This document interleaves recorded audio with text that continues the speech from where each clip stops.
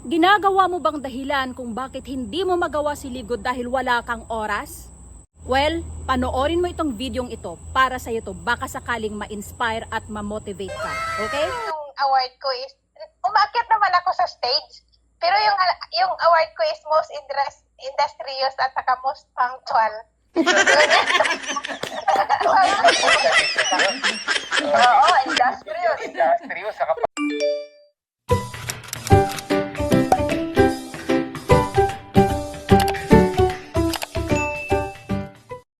Yung sabi ko, parang hindi ko kaya mag-share kasi yung Tagalog ko bulol-bulol, yung English ko is bulol-bulol, yung ano ko, yung brain ko is limited, pero yung pangarap ko is unlimited at saka yung effort ko is unlimited dito sa Kalibkod. Ito ko ngayon kung paano ako na in love dito sa Libkod nang dahil una-una sa products. Sa products ako na in love nang dahil dati hindi pa ako nagbili ng products nang dahil dami akong stock dito ng sa ibang company. Hindi ko pa nila naubos. So, sabi ko, ubusin ko muna pero wala naman effect sa katawan ko. And then, nang bumili ng nakita ko, sabi ko, itapon ko na to. Pinangtapon ko talaga, as in tapon talaga kasi syempre, wala naman effect sa kaysa masira lang yung kidney ko sa kakainom nun, sa kakagamit nun. May mga amoy pa ako dito na dami nga, 4 pa yan kakanister yung amoy ko, pero hindi naman, wala naman effect sa katawan ko yun. And then, nag-order ako ng Live Good. Naku, na-in-love na talaga ako sa products ng Live Good. Grabe, lalo na yung collagen. Kailangan ko na talaga mag-for good nang dahil sa anak ko. Palagi na siyang umiiyak. Na sabi niya, Mama, only one life. Sabi niya, so soon it will pass. Sabi niya sa akin. Kasi kanina, umiyak naman siya. Lalo na ngayon, nagdinggi siya ngayon. Nang dahil sa school nila, nagkadinggi siya. So kailangan niya talaga yung care ko. Yung faith ko na hindi na magtrabaho yung ama ko na diyan ako babawi sa kanya. Kaya yun ang rason na nahataw ko ngayon kasi gusto ko na bago ako mag-uwi sa kanya, mas stable ako dito sa likod. So, yan ang araw-araw na ginagawa ko. Tapos, ang nasa isip ko palagi na enroll. Sabi yung mga motivation sa Zoom, dapat lang talaga i-disiplina natin ang sarili natin. Kasi pag hindi natin i-disiplina yung sarili natin, kagaya sa akin, may amo ako, hindi ako pwede, kung hindi ako nagawa ng paraan, hindi talaga ako makatin ng Zoom. Siyempre, sa time sa Zoom, nagpunta pa ako diyan sa toilet, na doon ako mag-sign in ng Zoom, mag-sign in ng link. Doon pa ako, magpunta pa ako ng toilet, balik na naman ako sa kusina. Pabalik-balik sa kusina. So, makita niya ako na nagamit ako ng cellphone. Nahiya pa naman ako dito na makita niya ako. So, doon magpasok ako. Kaya kami nga mga OFW, ang pinakaborito namin na place is ang toilet. Doon kami kahit kung minsan nga, kahit kami sa toilet pa rin Siyempre, malinis naman. So, ganun kami. Ganun kami na mga OFW, yun ang paborito namin na place dito sa amo namin is yung toilet. Doon kami kumbaga doon ang hiding place namin na doon kami makahataw, doon kami maka-share sa mga tao. Panay flush ng toilet para at least meron doon kumbaga nag-toilet ka lang. Hindi alam ng amo na may ginashiran ka pala doon sa toilet. So, ang ginawa ko, Nakaka-inspire. nag-find ako sang way kung paano ko makuha yung tao. Kaya pala yung tatlong nag-join sa akin, nakasubaybay pala, matagal ko na yun na friendly. So, nag-inom ako ng mga Amway, nag-inom ako ng mga Hedisert, ang dami-dami, mga spirulina, barley, hindi nakakuha. Ito lang talaga ang libot. Pasalamat ako sa Panginoon sa bracket na sang edad ko nga mag-senior. Pinadala niya si Libgod sa buhay ko. At saka yung products niya, nakatulong talaga. Kasi may cyst ako dito sa tiyan, masakit na actually ito pag nakatiin na to sa lababo, maghugas ako ng pinggan. As in, malaki na nung nakita makapa ako na talaga. Biniro nga ako dyan ni Lola. yung katulong nila Lola, ginbiro nila ako baka buntis daw ako. Sabi ko, sino magpubuntis sa akin? Si Lolo. Sabi ko, ganon ko sila. Kasi sabi niya, alam Tia, may ano talaga Tia, may matigas talaga as in masakit. Pero 8 days lang na ininom ko yung products, nakuha talaga, as in nakuha. Hindi ko na makapa ng doktor. Actually, may schedule ako ng July 18 sa ultrasound kasi sabi ng doktor kung hindi pa makuha ng July 18, i-surgery ako. Indisiplina ko lang ang sarili ko, mag-plug in sa SOM. Pag nag-SOM, ayoko mag-absent sa SOM, sa totoo lang. Yung nag-start ako dito sa Libcod, naka-absent ako ng SOM 2 beses, nang in-out dinner ako ni Amo. Siyempre, alangan ko doon, nakaharap ako sa kanila, yun lang, naka-absent ako yun, ng time na yun, nag-out dinner kami. Pero ayoko talaga mag-absent sa SOM kasi alam mo kung bakit? Super galing ng mga presenter natin. Dapat i-maximize natin yung SOM. Na araw-araw pag-attend tayo sa SOM kasi ang sarap dyan maging tayo, downline nito. alam mo, yung SOM na yun is yung charger natin. Diyan ako kumuha ng gigil ko sa mga speaker. Grabe, napakagaling ng mga speaker natin. Naku, sana Sa lahat totoo talaga lang, ganyan ang napaka-bless mindset. natin ng dahil sa mga speaker natin is super galing. At saka yung kung bakit nag-enroll ako nga nag-enroll, actually, giniba ko yung cell ko sa mga products. Actually, yun sila nagsalit talaga mostly sa products kasi nakita daw nila sa akin na sa tanda ko na malusog pa ako. Pray ko na yung Hong Kong team ko,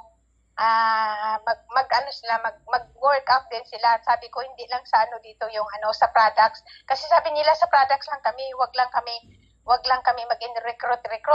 So, hindi ko sila kinukontra na ayaw nila mag-recruit. Sabi ko, sige, mag-products user lang kamo muna kasi alam ko kung na-in love na sila sa products, mag-enroll talaga sila yon. Pag na sila, siyempre, kagaya ko, gusto ko sila may sakit kasi dito sa Hong Kong kasi wala kaming medical dito. Kung hindi ka pa dito na in love sa Libcod, kung sa excuses lang, pwede ko to ma-excuse yung amo ko na magsabi ako na, ay, hindi ako magano kasi excuse kong amo ko. Yung pwede naman na hindi ako maghataw, mag-antay lang ako ng ng mga members ko kasi mga members ko umataw din eh. Pwede naman ako mag-antay lang sa kanila pero hindi pwede. Dapat ko to trabahuin kasi negosyo ko to eh. Kasi gusto ko mag-for good ng maaga para makasama ko na yung anak ko. Nakakaawa naman siya na matagal kaming hindi nagsama. Tapos hindi pa ako nakauwi ng 9 years. 8 years. 2016 pa ako nakauwi. So, yun ang pinaka deepest why ko yung anak ko. Grabe, palagi na lang umiiyak siya. Yun ang rason ko kung bakit hinataw ko si Libcod kasi pag dito sa Libcod, mahalin mo lang yung Libcod, hatawin mo lang yung Libcod, hindi ka matalo dito. Win-win tayo dito sa Libcod. Palagi natin yan narinig sa mga speaker natin, di ba? Na-discipline natin yung sarili natin, mag-plug in. Lagi natin yung narinig kay Ma'am Janet, plug in, discipline. Also, i-discipline natin yung sarili natin. Huwag tayo magtamad-tamad kasi yung amo ko stay in. Pero nagawa ko pa rin ng paraan at wala siya. Kung lalabas sa room, bulsa ko yung cellphone ko. Pag wala siya, tago-tago ako doon sa gilid. Dala-dala ko yung towel. Kung at least kung maglabas siya, nagpunas-punas ako. So kung baga diskarte lang sa sarili natin, kayo diyan sa mga walang amo. Ang dami yung time. Correct. Sa totoo lang, ang dami yung time. Yes. Kami dito, limited talaga. So yun lang, Cos Fernan. Salamat sa inyong lahat. Kasi Ma'am Eden, di ka pa tapos, no? May mga gusto kaming malaman, no? You are a platinum, right? Platinum. yes, Coach. Mula nung nagsimula ka sa Libcod, no? Paano mo na-build yung team mo? Paano mo nakuha yung mga tao mo na nakatulong sa pagpa-platinum mo? April 23, nag-start ako dito. Tapos, 1 week, nag-silver ako. Tapos, 3 weeks, 23, pagka May 5, nag-gold ako. Hindi ko ginmain yung mga ranking nyo. Basta, hataw lang ako ng hataw kasi ayokong maunahan ako eh. Kaya yun, ginano ko talaga, grab ko talaga yung time na kahit hindi ko pa naaral yung business, actually, kasi pwede ko naman madala dito sa SOM eh. So yun, ginano ko talaga, ginhataw ko talaga kahit ako kasi slow learner talaga ako, hindi mahina yung utak ko talaga kasi grade 6 lang ako, no, 3 weeks nag-gold ako, pagka nag-platinum ako, araw-araw talaga nagdala lang ako ng tao sa SOM, araw-araw nag-ano lang ako, so dinala ko sa SOM, kasi sabi niya, uy, okay to kus nang time na yun, ang dami-dami na spillover ng dahil sa akin kasi hinataw ko, di ba? Humble, no?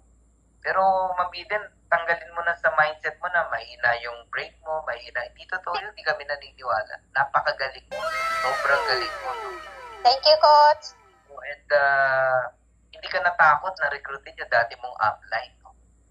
Oo, mentor namin yun, Coach, si Sir Rian. At naging honest ka sa kanya, di ba? Basta pinatin mo siya, di mo pa rin naman masyado naintindihan. Pero natin yung excitement mo. Yun na, yun yung mga susi, no? If you're listening to Ma'am Eden, no? Ma'am Eden, ang di ko maintindihan, no? Ba't ang galing mong mag-enroll ng tao? Ang ma-advise ko lang sa mahirap hindi kayo sa totoo lang hindi kayo nag-invite. sa totoo lang magsabi na hindi lang maniwala kayo. Sa totoo lang kung magsabi kayo na wala ka mo na-invite, naka-invite nga kami, may amo kami. Kayo pa.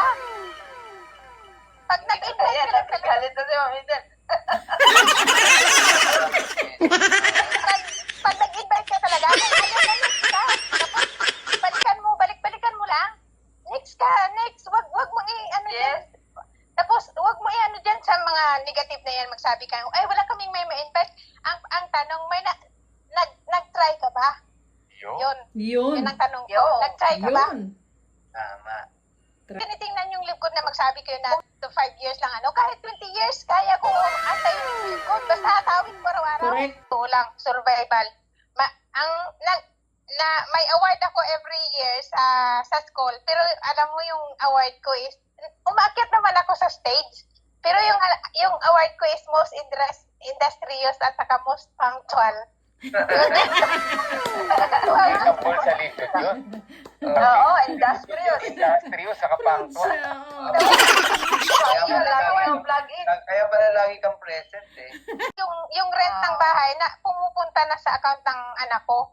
Tapos yung income, yung sahod ko dito, pumupunta na sa bangko. Kaya yun, naka-savings ako. Actually, wala ko talagang savings. Sa totoo lang, wala akong savings dito. Dahil, siyempre, pakainin ko anak ko, pakainin yung eskwelahan niya pa. So ngayon, yung sahod ko talaga is, pwede ko na ma-enjoy, pwede ko na ma-deposit sa bangko, ganon. Dahil, silib ko nang bumabayad ng kaya ngayon, ginaipunan ko yung mapagawa kasi ako ng binbudgetan ako ng na 5M sa boarding house, third floor. So yun ang ko, yung naipunan ko ngayon. Mahina pa brain yan. May nagko-comment dito, partida. May nagko-comment dito, mahina pa brain yan, partida. And so, kung na-inspire ka sa kwento ni Coach Eden, so, ano pang ginagawa mo? Join us sa likod!